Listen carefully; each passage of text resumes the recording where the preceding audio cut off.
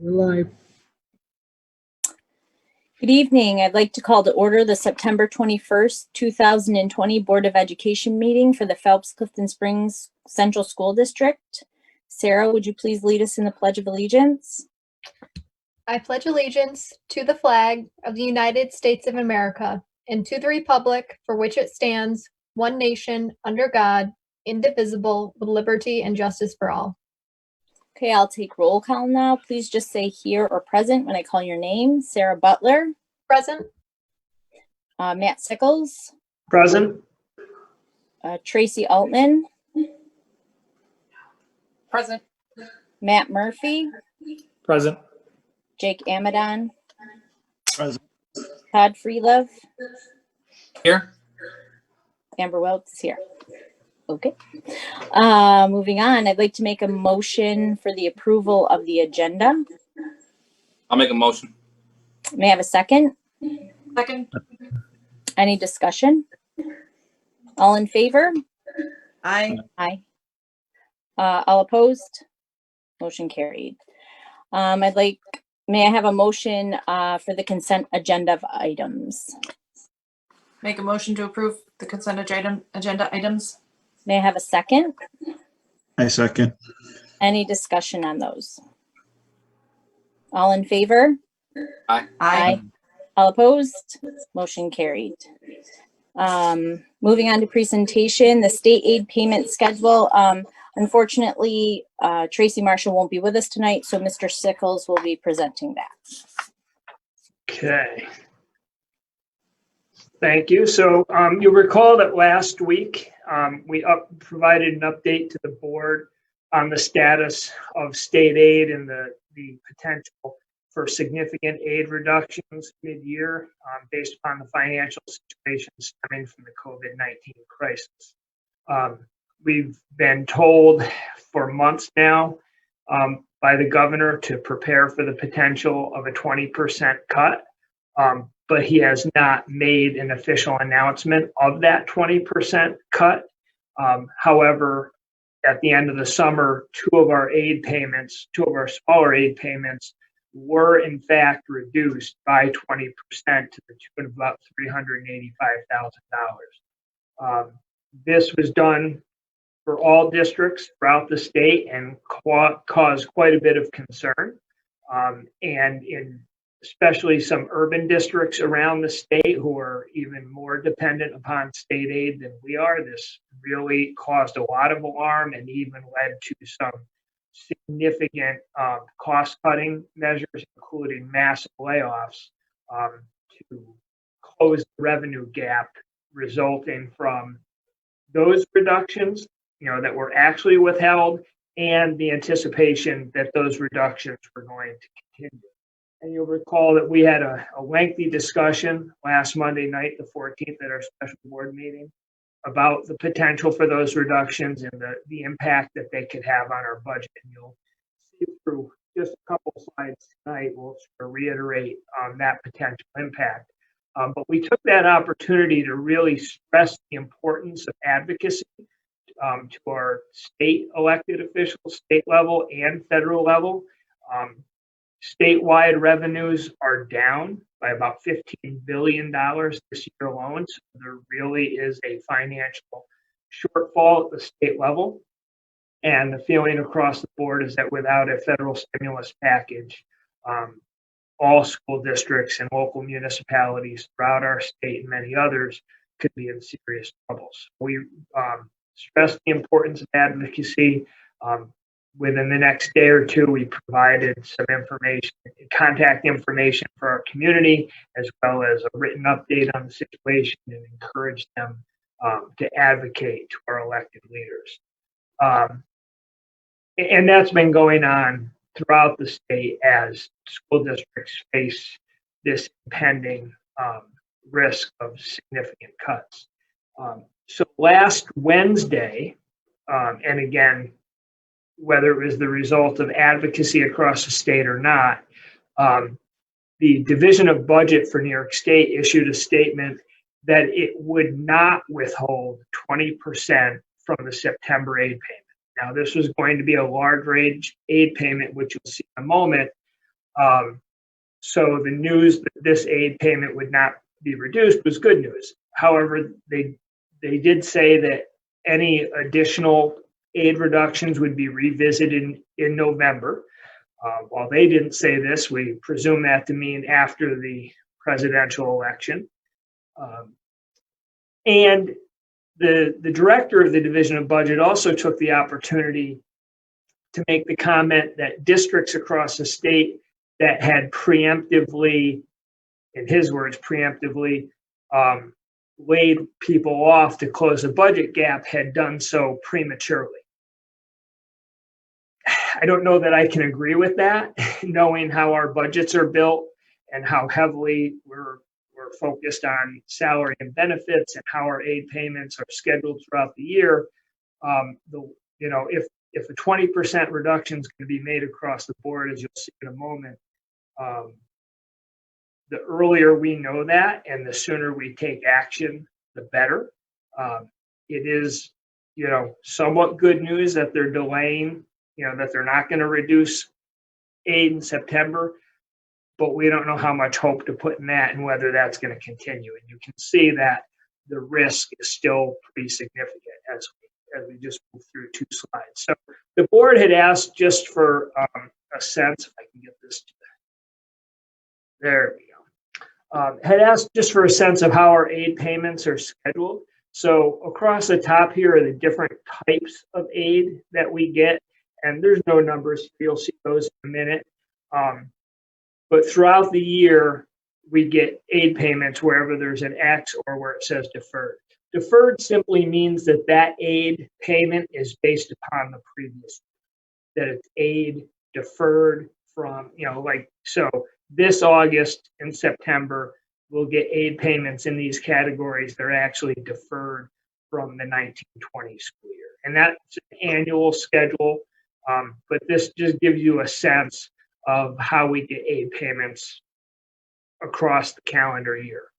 That doesn't really tell you much. This slide does. So this is actually using our real state aid payments from the 1920 school year. We actually don't have our aid projection amounts for this year. They'll come out in November. But since aid was held essentially flat from last year, these numbers are pretty close, a pretty good indication of what our aid payments will be and how they're spread out. If you look at the September row, you'll see that with all the different types of aid that are paid out in September, the total amount is about $2.8 million. So the fact that the State Division of Budget announced that they were not going to withhold 20%, unlike our two previous payments over the summer, that kept us whole of, over $500,000. So that's not a small thing. The fact that 558 or thereabouts for this year is not being withheld in September is a significantly positive development. Okay, I don't want to downplay that or not give it its due. However, you will see that there's a certain flow to how the aid payments are paid out, and you'll see that there's a big one in December where a 20% reduction would be about $350,000. But look ahead to March. Okay, total aid payment of about $7.5 million. That's the big one. That's the one where if something doesn't happen before then, and if they were to just withhold that 20% from that aid payment, that's $1.5 million. That in and of itself is catastrophic, not just for its amount, but for its timing. Because by March, we have already paid payroll July through February. So a significant amount of our budget has already been spent at that point. So to cut or to reduce our budget by $1.5 million that late in the year to offset that revenue gap would be far more difficult and far more painful than if we cut the same amount much earlier in the year before our budget has been spent. So again, that just to call the steps by some of those other districts premature to cut, I don't know if I can agree with that, because there are districts that are 70% or more dependent upon state aid, and those tend to be the districts that took that preventative action, because if they didn't cut costs now, their ability to do so later would have been that much more debilitating to their operations and the education they provide. And all districts, Mid Lakes included, could be in that situation if a federal stimulus package doesn't come through that makes its way down to the local level, meaning school districts and municipalities. So again, great news that they're not withholding that $500,000 plus in September, but there's still reason to be concerned looking ahead, and for us to be planning about how would we, I mean, we are having those conversations at the district level of how would we close these types of revenue gaps should it become necessary. So that's it. That's the last slide. Gives you a sense of how those aid payments are spread out, but I'd be happy to take any questions.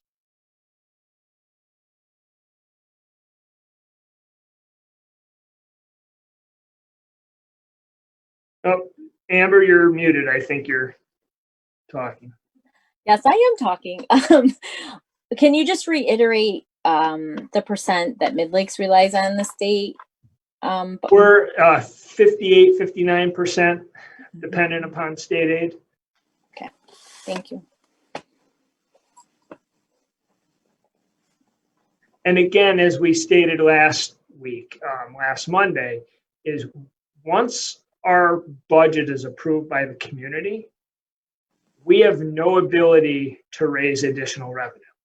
Okay? And that budget is all based upon an anticipation of the state aid that's communicated by the governor and voted on through the state budget by the legislature, and by the tax levy that the community approves.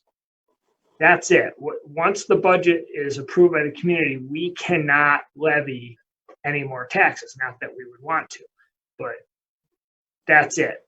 So if state revenue falls off, the only way we can balance that is by reducing the budget on the expenditure side. Matt, could I just real quick? Could you remind me again, based on the total budget, what's the percentage that's required or that's mandated? Oh, I mean, I don't have that number in front of me. I mean, there are a wide range of mandates. There's other things that are not, academically, and there's also there's a lot of factors that play into what's quote unquote discretionary and what has to be paid out. There's state law, state ed regulation, but then there's also contractual obligations as well. So as a percentage, I'm not prepared to, I can get you that information. It'd be somewhat complicated. But there are just certain academic programs, certain positions that you're required to have. And then there are others that every district does have and are part of good basic operations, but aren't necessarily mandated.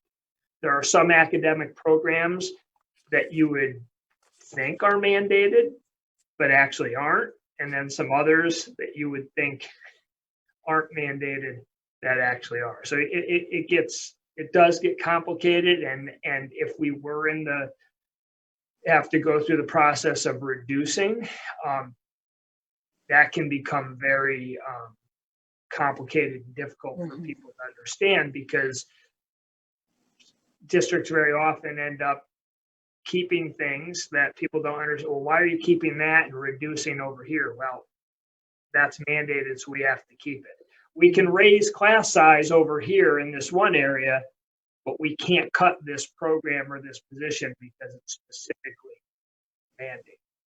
So I'm sorry not to be able to answer in more detail than that.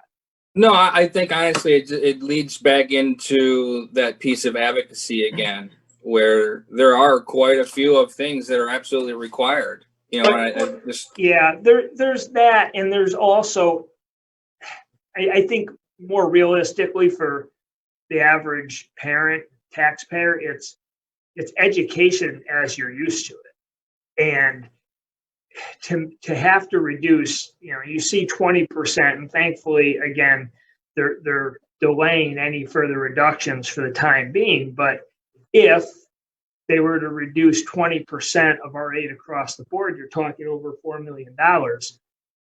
Everything changes about what we do. Mhm. Class sizes go up significantly. Course offerings and electives and enrichment opportunities get reduced significantly. Again, school districts are pretty heavy on salary and benefits, usually in the 75 to 80% range. We're just a labor-intensive business, so to speak. You don't close that gap through cutting paper and pencils and scissors and erasers.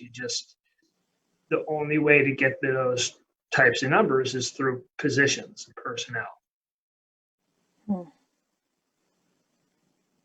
And, we have all this conflicting, you hate to sound the bell of doom and gloom, and you've got the Division of Budget saying that districts acted prematurely by reducing their budgets.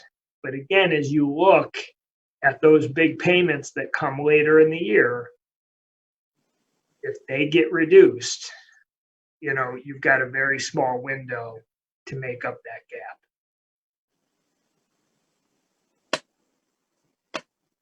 Could you just tell people again where they can find the names where they can advocate? It's on the school website. It might be, I think it's one of the top stories actually, about 20% reductions. If they click there, it leads to an explanation of the situation, and listed is the contact information for the president, the governor, our U.S. senators and representatives to Congress, our state assembly and assembly representatives and senators. So we encourage our community to advocate across the board. At this point, again, both levels are important, because the federal level is absolutely crucial, because that's where the money has to come from. The state doesn't have it. But the state level advocacy is equally important, because if those federal funds do come, there also needs to be state level advocacy that those funds get to where they need to go. Mhm. Yeah, so definitely encourage everybody in the community to advocate and get letters out. We need all the help we can get. Absolutely. Any other questions? Okay. No, thank you for doing that. Absolutely. And I'm sure Tracy would have done it much better. Mm. And I'm sure she'll tell me that. Well, it puts it in perspective, it helps a little bit. Okay, moving on to reports. The facilities committee. I'm kind of bummed Ryan's not here because Ryan and I both serve on that committee. So I'll kind of start it, and then Matt, you can jump in because you're part of that committee too. So on August 31st, Edge Architect and Watchdog met with the committee, and they brought us to the table because they were seeing a potential for significant savings if we could move the project up. And so that they kind of called us together to have that conversation. And I'm going to let Matt fill in the details. So Yeah, I'm happy There's a to. lot of information. There is.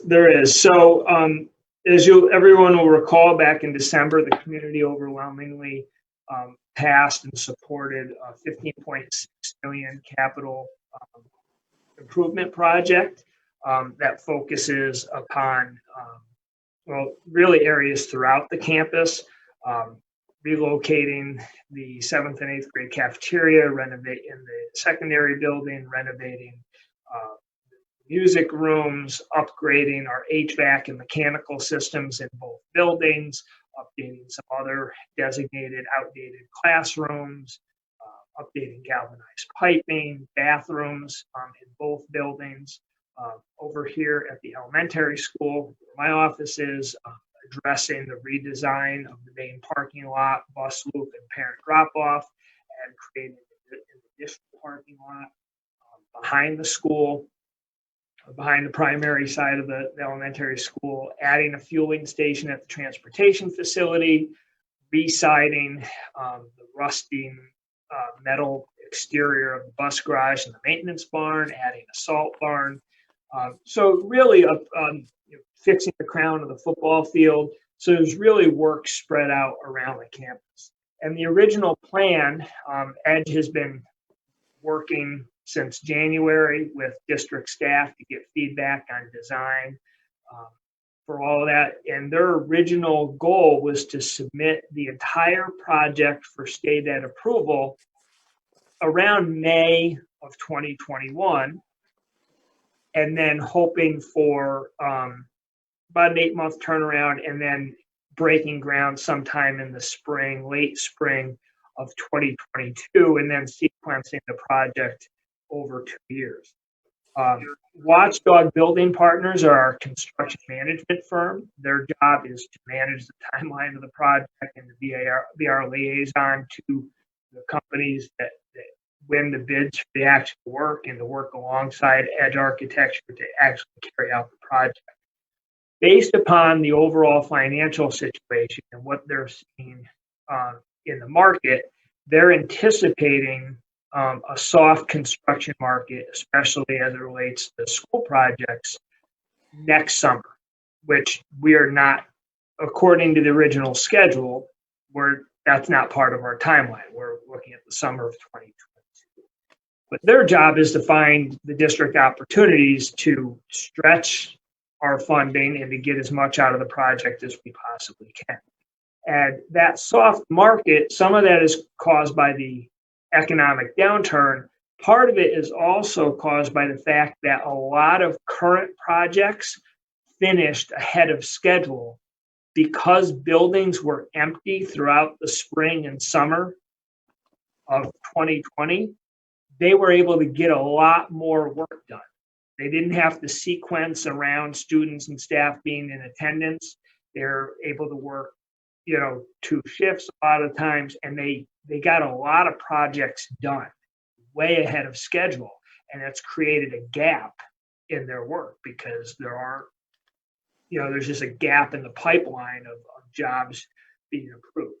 So Watchdog recommended to us to consider expediting part of the project. Now, I say part of the project because it still has to be submitted to state ed for approval, and Edge has to do all that design work, and have it up to state ed specs, and that's not easy. So there's no way that they could expedite the design of the entire project. So Watchdog suggested taking the least complicated parts of the project, which would be all the work in the elementary school.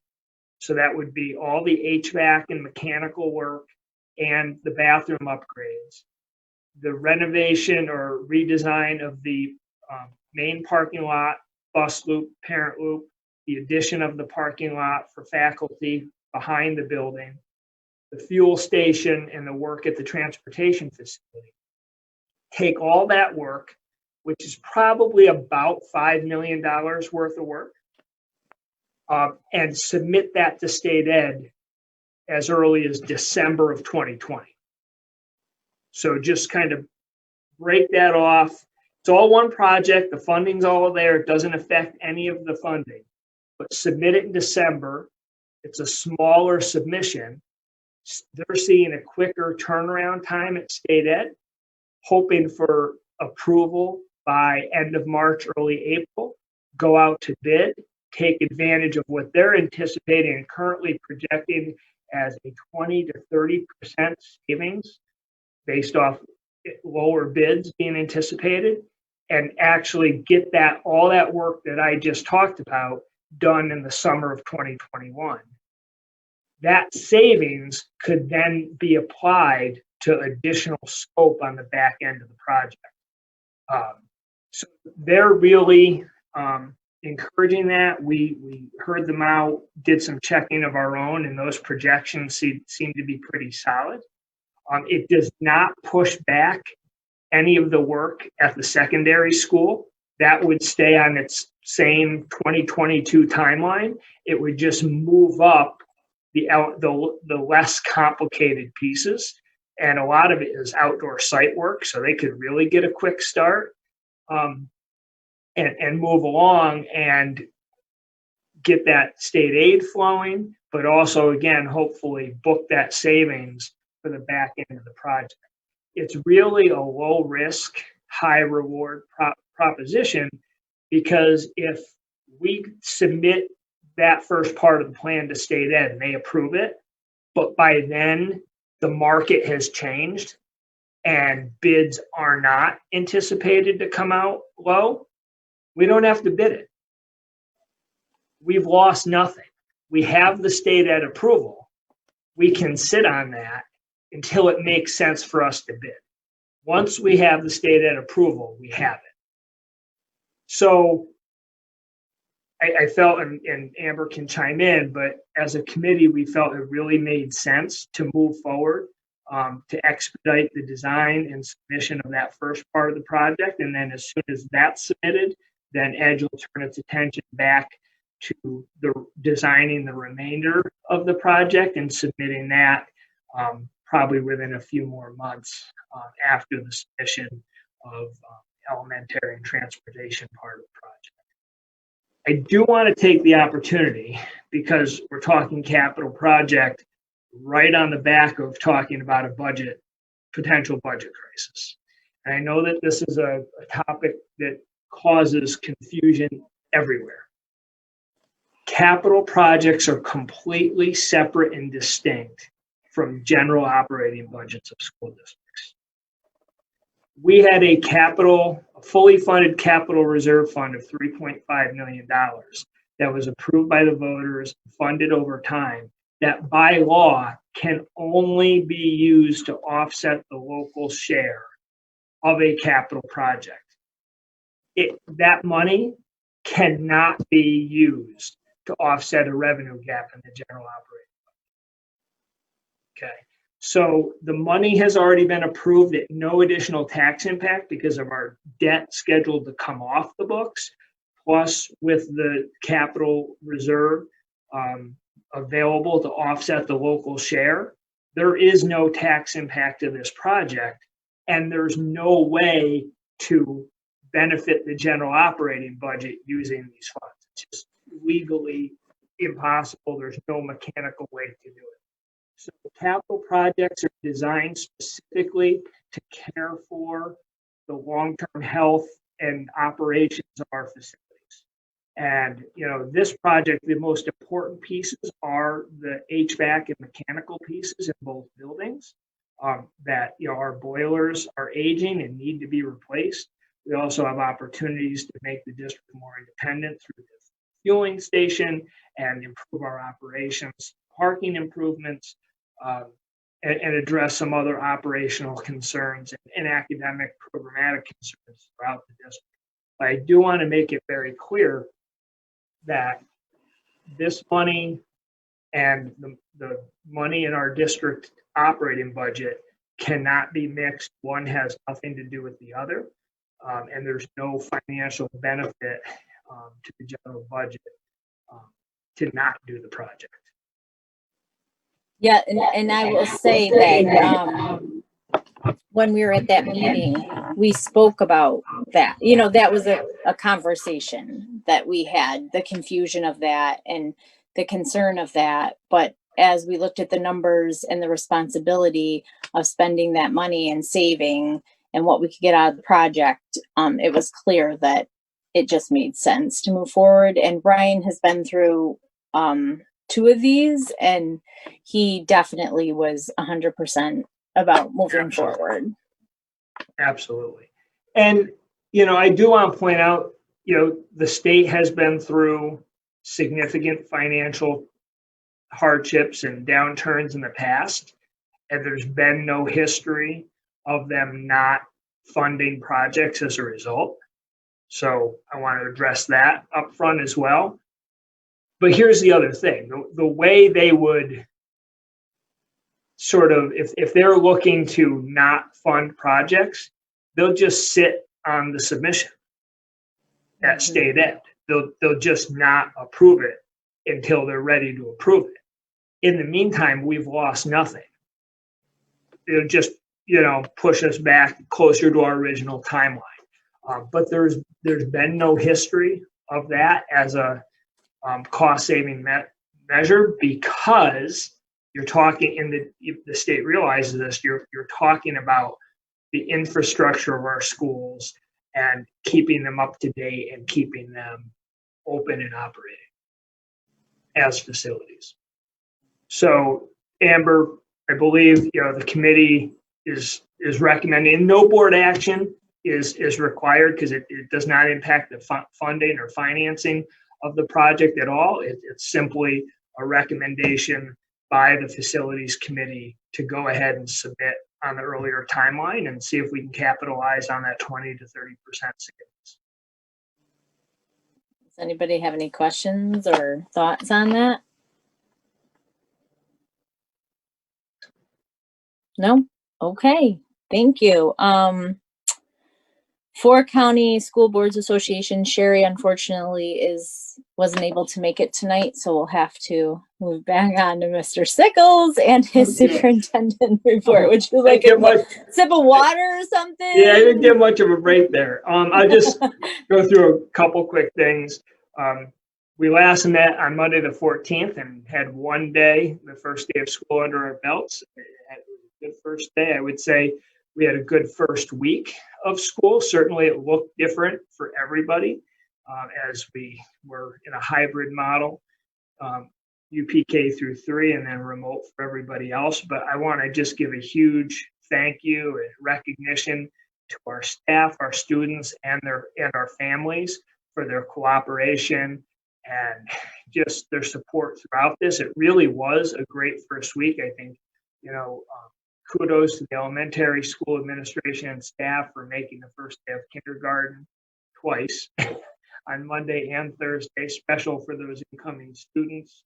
I would say, again, very different start to the school year, but attendance and engagement levels across grade levels are reported as being very high. I think even though all of our students would prefer to be on campus every day, I think they were excited to engage with their teachers and get back to learning, and that was evident, again, through their high rates of attendance and engagement.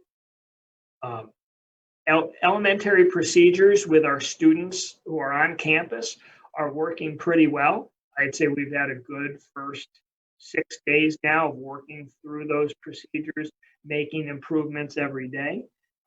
As all districts are in this region and across the state, we're working our way through some technology glitches. Some are local, some are regional on any given day.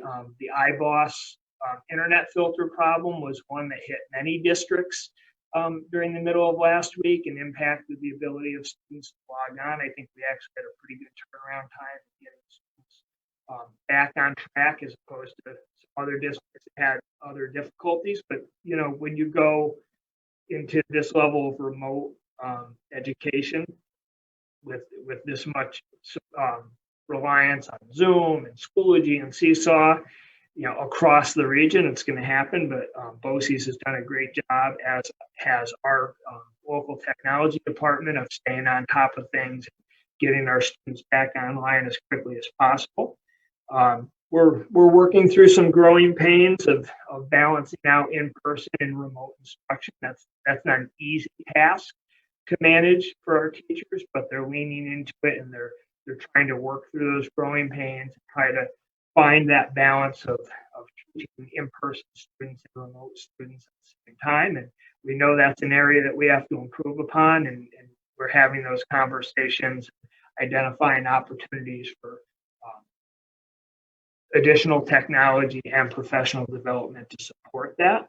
And I will say, as we've promised throughout, we are constantly watching and evaluating our ability to bring more grade levels onto campus. There's a lot to evaluate and manage with that.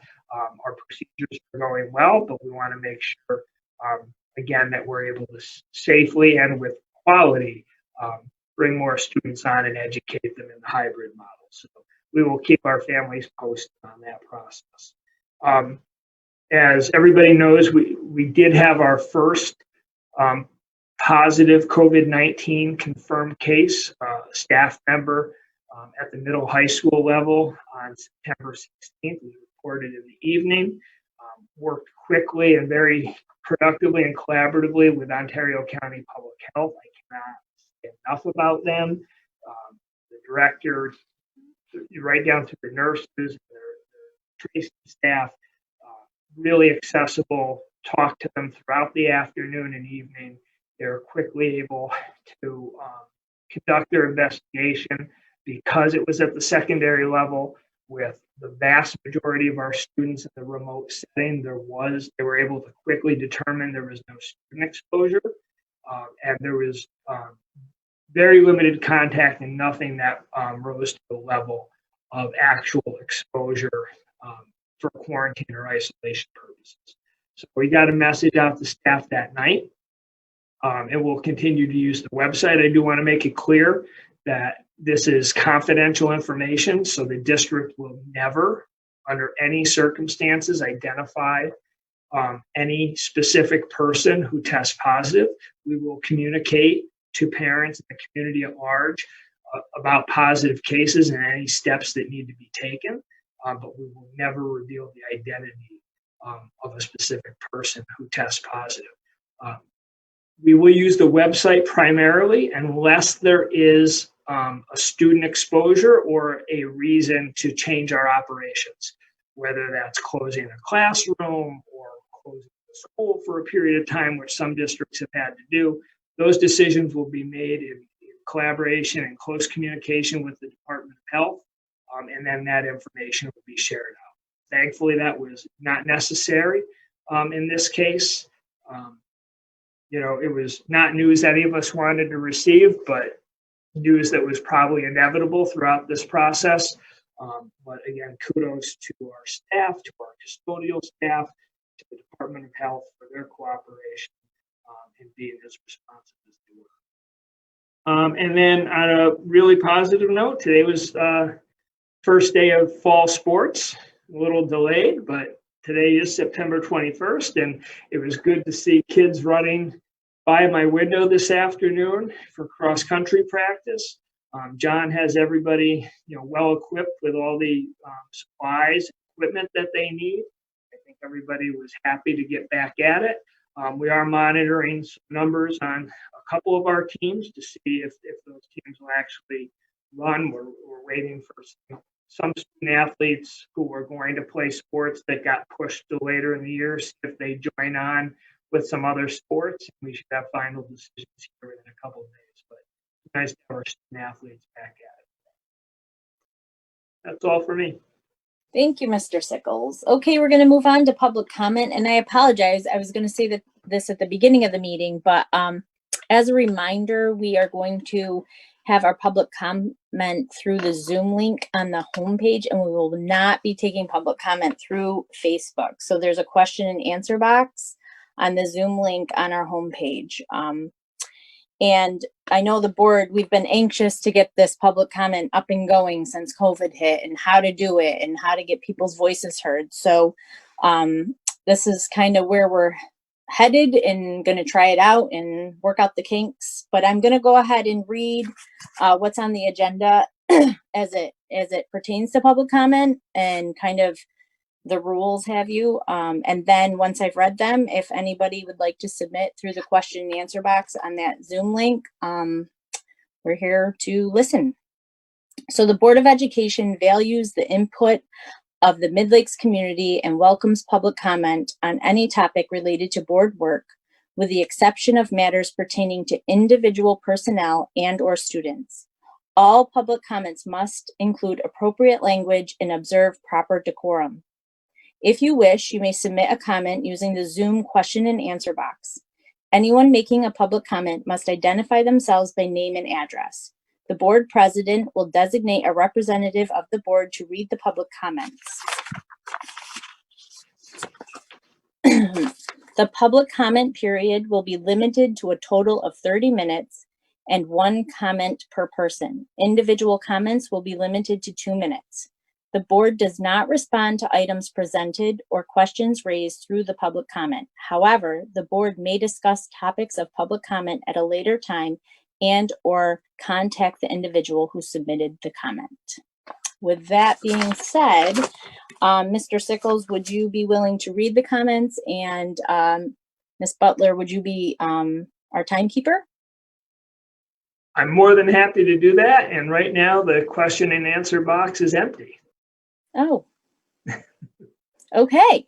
So, I would just make the suggestion, and certainly the board, can decide on this, but since this is the first time that we've done this, to maybe cycle back at the end of the meeting and see if anybody's taken the opportunity, rather than stall the meeting, we can move forward with any action if it's okay with the board, and we can always move public comment for this meeting to the bottom of the agenda.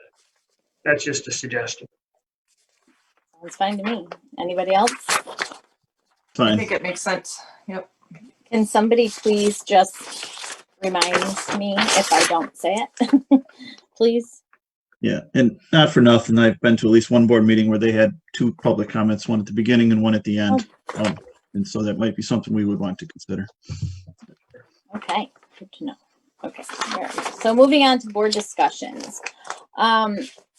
So we have an item A, board meeting protocols. I think since, COVID has hit and we've had to go online, we're just kind of been talking about how to kind of streamline our meetings.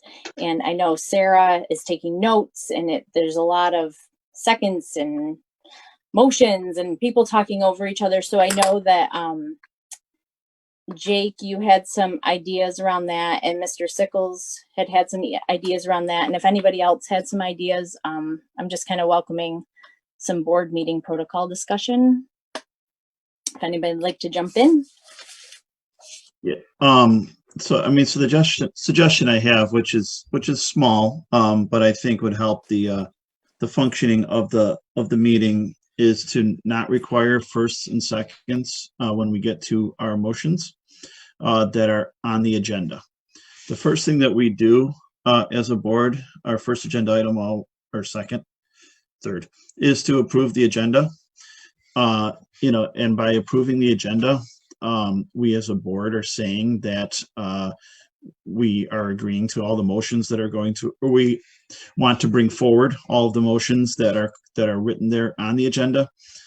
And so when we get to them, by approving the agenda, we are authorizing the board president to bring them to the floor for discussion, and then after discussion to move to a vote on the items.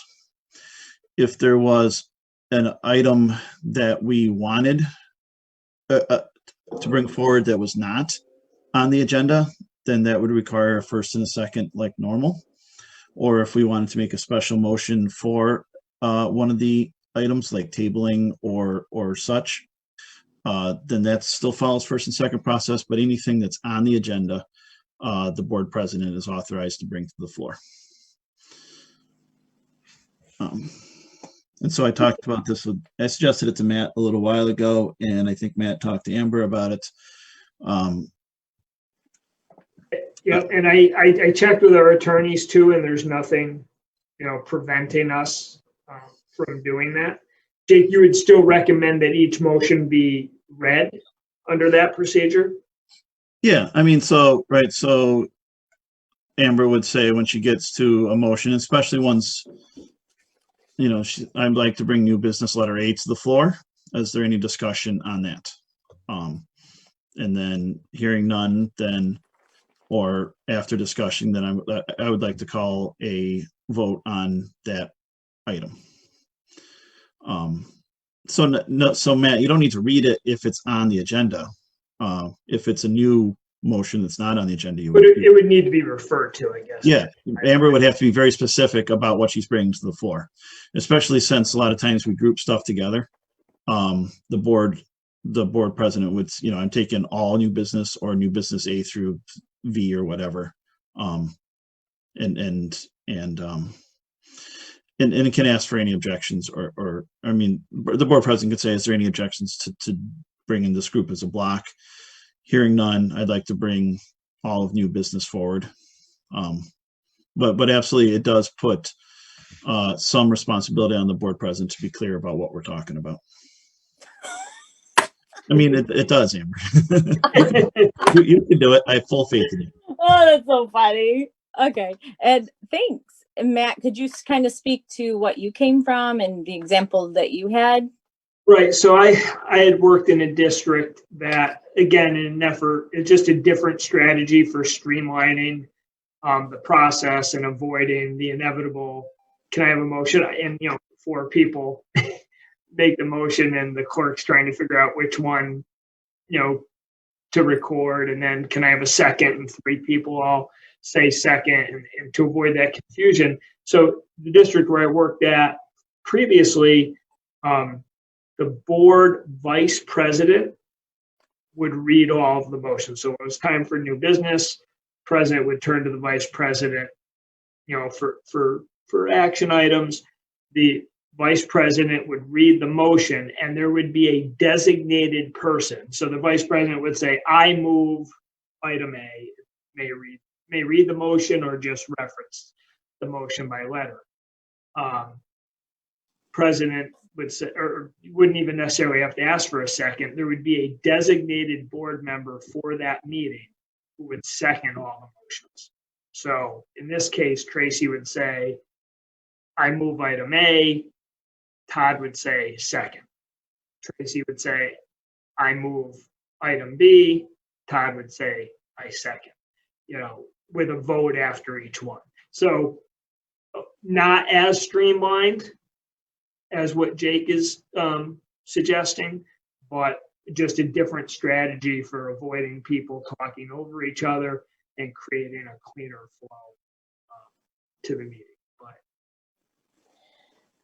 So I've kind of been thinking about these, and if there's no,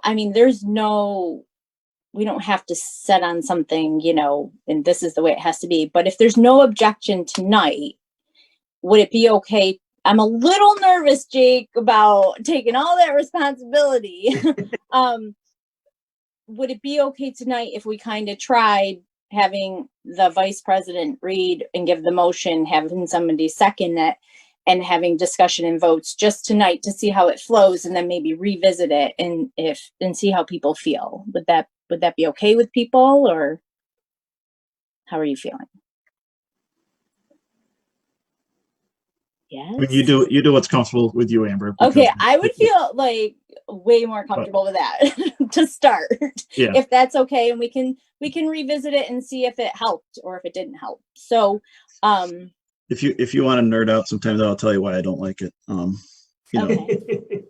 Okay. So if we could just try it and then definitely revisit it if that works. Yes. Okay. Cool. All right. Moving. Yes, go ahead. Is that okay with you, Tracy? Since you've been talking a lot. That's Right? fine. Am I just supposed to second everything from now on? I'm just Well, kidding. we're going to ask, is there somebody that'd like to second tonight? I'd like to be the volunteer. I can be that volunteer. All right, Todd. I'm all about Woohoo! the experiment. Okay. Sounds good. All right. Thank you. Moving on to board retreat agenda. That's also you, Jake, because you chaired that, if I'm Yep. recall. So if you could just go over the agenda for a retreat, that'd be great. You're muted. You're muted. I thought I unmuted. I must have redid it. But anyways, in our August meeting, we discussed having a board retreat on October 17th. And I got together with Amber, Ryan, and Matt to brainstorm an agenda. And I have sent the agenda out, or I sent what we brainstormed out to the whole board shortly after the meeting. But just to remind you, for the retreat, the agenda was to start with some sort of icebreaker, and then to discuss the board goals, because annually the board sets goals, and so we review our progress on last year's goals and agree on goals for this year. And then do the same thing with the superintendent goals, review last year's goals, and then agree on new goals for this year. And then do a professional development activity around decision making and critical discussions, since we see a heightened need this year for some very weighty discussions, like we did actually a couple weeks ago. To do some professional development around there would be worthwhile. And so, Jake, could you resend that to me? I did not get that. yeah, you did. Jake, the copy I have you sent out to those of us who are on that subcommittee. Oh, I did. Oh, thank you. No, you didn't, Tracy. You're right. I am Can I doing hear you say that again? I don't hear that very often. Yeah, you're 100% correct. I'm sorry. I thought I sent it to everybody. That's my fault. Thanks. Tracy, do you want me to repeat anything I said there? I mean, or? Nope. I got it. All right. I mean, I heard what you said. I'll get your email here soon too. Yep, I'm working on it. Do we know is that meeting in person, on Zoom, or is that up in the air, or where are we about at this point? So it's October 17th. At this point, I think we would be able to accommodate that number of people on campus. So location to be determined, but we'll get that out. But, Okay. We'll be able to stay easily under the limit of gatherings and have everybody socially distanced. Great. Thank you, Jake. Yeah. Anything else? I just sent it, so you should have it, Tracy. Thanks, Jake. Yeah. I apologize. My apologies. Okay, moving on to new business. You ready, Trace? Here we go. All right, here we go. New business. Here we go.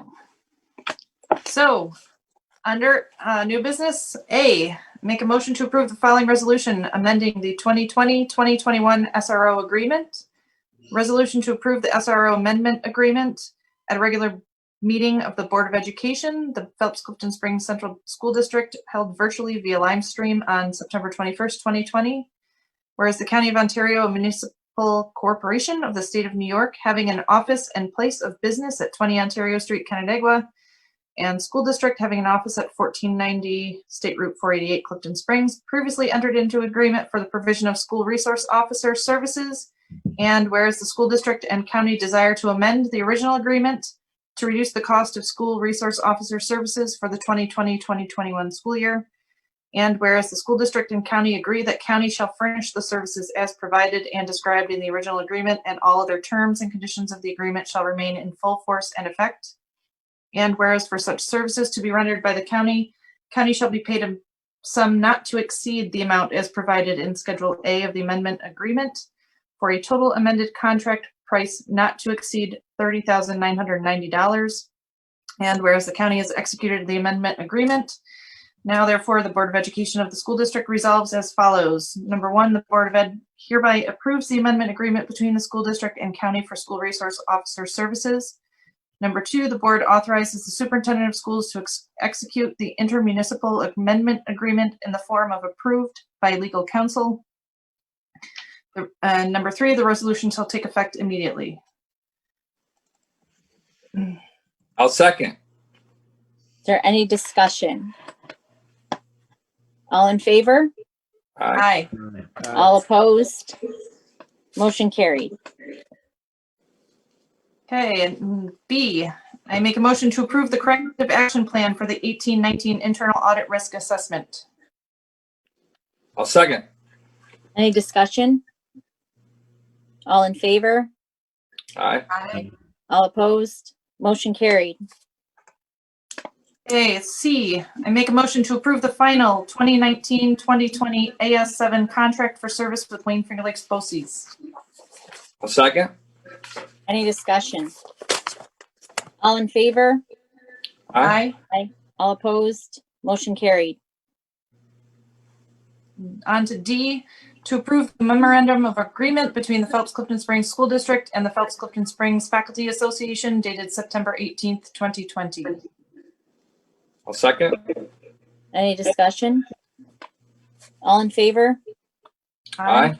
Any opposed? Motion carried. E, make a motion to approve the agreement with the Kessler Center for Special Educational Services during the 2020-2021 school year effective September 6th, 2020 to June 25th, 2021. I'll second.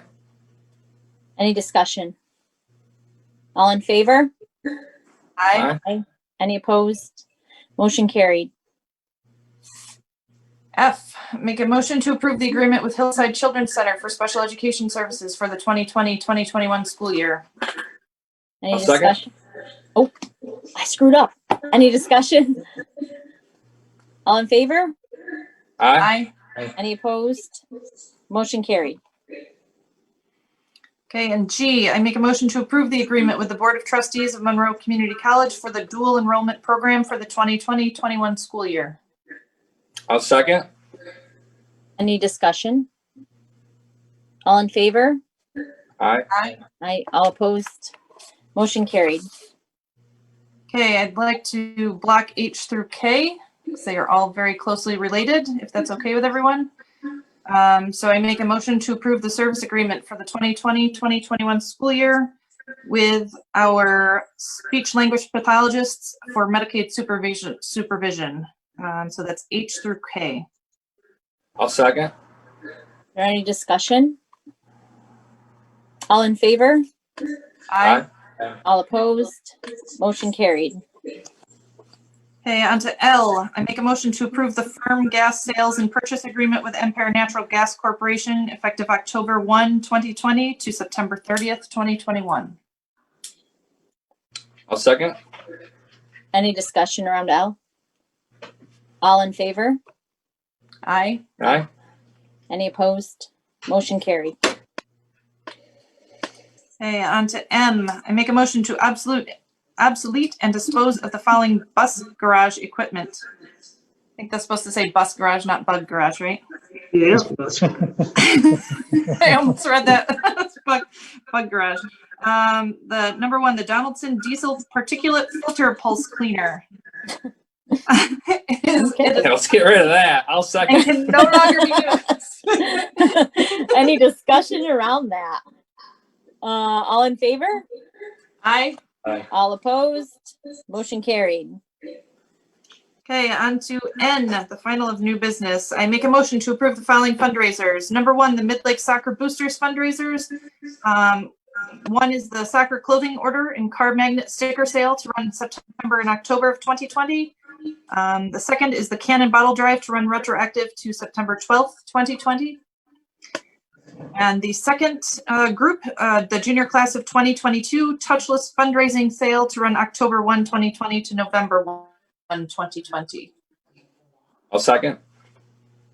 Any discussion? What's touchless? I don't know what that is. It just means there won't be any interaction between touchless. anyone. Yeah. Okay. Got it. All in favor? Aye. Any opposed? Motion carried. On to personnel. Okay, so A, we have a resignation. Make a motion to approve Dr. James Brenchley, school psychologist, resignation effective October 1 of 2020. I don't want to do the second anymore. I'll second. Any discussion? All in favor? Oh. Aye. Aye. Any opposed? With regret. I With know. regret. Motion carried. Okay, and on to B, summer appointment. Ogla Adams, summer aide, retroactive to July 28th, 2020. Make a motion for that I'll appointment. second. Any discussion? All in favor? Aye. Any opposed? Motion carried. Okay, on to C, appointments. Number 1, to make a motion to approve the salary correction for Matthew Marchese. Step 1, effective September 1, 2020 through June 30th, 2021. The initial certification in physical education was previously approved on the wrong step. So we're correcting the step. I'll second. Any discussion? All in favor? Aye. Aye. Any opposed? Motion carried. And number 2, make a motion to appoint Rachel Neild as bus driver at a salary of $18.56 an hour, retroactive to September 8th, 2020. Her probationary period will be September 8th, 2020 through September 7th of 2021. I'll second. Any discussion? All in favor? Aye. Aye. Any, all opposed? Motion carried.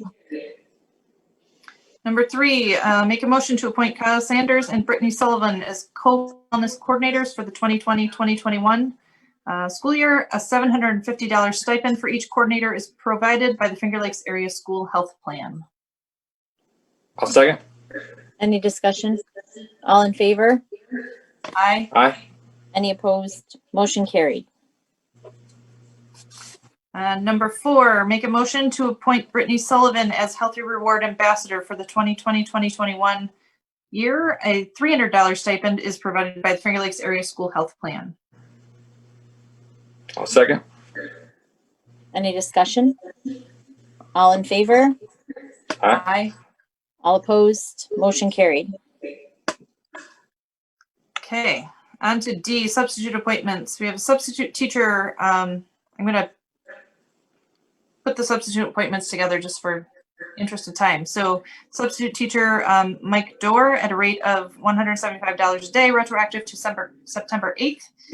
I believe this is for music. And then a substitute confidential secretary, Chelsea Gelder, substitute confidential secretary, retroactive to September 17th of 2020.